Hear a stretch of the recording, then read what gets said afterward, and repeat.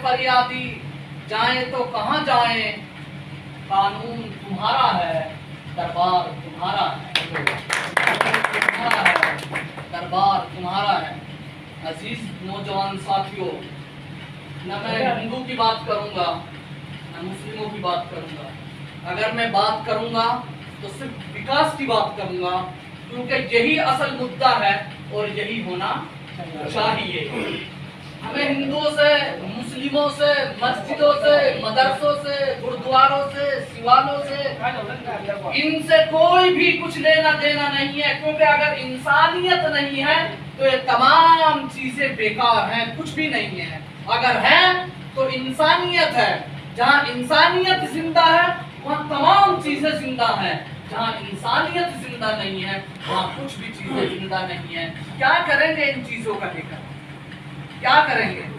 जहां नौजवान को रोजगार ना हो, नौकरियां ना हो, जहां एक गरीब को रोटी ना मिले पेट भरने को, एक नंगे को उसके बदन पर कपड़ा ना मिले, एक गरीब के पैर में जहां चप्पल ना हो, एक जहां यतीमी लोग सड़कों पर बिकती हो, जहां बेटी बचाओ और बेटी पढ़ाओ का नारा जहां देते हो, लेकिन अपने उन नारों में झूठे और खोखले निकलते हो, क्या फायदा इन चीजों से? हमारा मकसद सिर्फ और सिर्फ, मैं इन तमाम चीजों को लंबी नहीं करना चाहता, सिर्फ चंद मिनट में अपनी बात को खत्म करूंगा। मैं सिर्फ और सिर्फ आपसे यही पूछना चाहता हूं कि क्या आप हिंदू, मुस्लिम, सिख, ईसाई में बढ़ना चाहते हैं या आप एक इंसानियत के साथ आना चाहते हैं?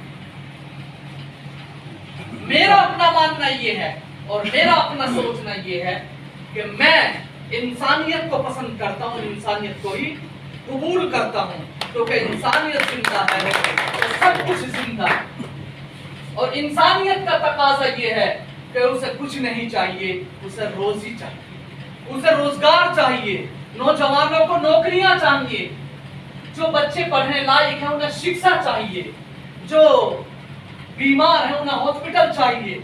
माननीय आदरणीय हमारे जो पीछे कैबिनेट मंत्री साहब रहे हैं, तो पीछे विधायक नहीं बने तो इसमें हमारा क्या कसूर है? वो राज्य मंत्री भी रहे हैं, इसी विधानसभा से आते भी रहे हैं, लेकिन उनका कसूर इतना है, इतना कसूर है कि मैं बतला नहीं सकता। उन्होंने आवाम के साथ धोखा किया। हमारी कोई भी किसी भी पार्टी के साथ साथी रंजिश नहीं है, किसी के भी साथ साथी हमारा कोई झगड़ा नहीं है। अगर हमारा झगड़ा है जाति रंजिश है, तो हम सिर्फ ये कहना चाहते हैं कि जिस वोट को, जिस नोट को और जिस सपोर्ट को आपने पब्लिक से लिया है और जिस विश्वास के साथ लिया है, जो आशाएं उन्होंने आपके ऊपर लगाई थी, आप उनके विश्वास में खरे नहीं उतरे, आपने उनको धोखा दिया है, आपने उनके साथ जुल्म ज़्यादती की है। और जुल्म ज़्यादती ये सबसे बड़ी होती है कि अगर गरीब को उसका हक ना मिले, अगर जो बच्चा नौकरी लायक है, आपने उनसे वादा किया लेकिन बच्चे दर दर भटकते फिर रहे हैं। आज हमारे प्रधानमंत्री कितने जुमले फेंकते हैं, आज तक इतना बड़ा झूठा आदमी आपने नहीं देखा होगा। सरकारें तो आई हैं, आती रहेंगी, प्रधानमंत्री और भी आए हैं, इनके बाद और भी आएंगे, विधायक बनते हैं, बनेंगे और बनते रहेंगे, लेकिन ऐसा नहीं करना चाहिए, क्योंकि जो इंसानियत को न मानता हो वो मेरी नजर में इंसान नहीं है। जो इंसानियत को न मानता वो इंसान नहीं है। जो इंसानियत को मानता हो, सबसे पहले जो बड़ी चीज है वो इंसानियत है। हिंदू मुस्लिम कुछ नहीं है। जो इंसानियत की कदर करने जानता हो वो इंसान है। जो संविधान को मानता हो वो इंसान है। जो अपने वतन से मोहब्बत रखता हो वो इंसान है।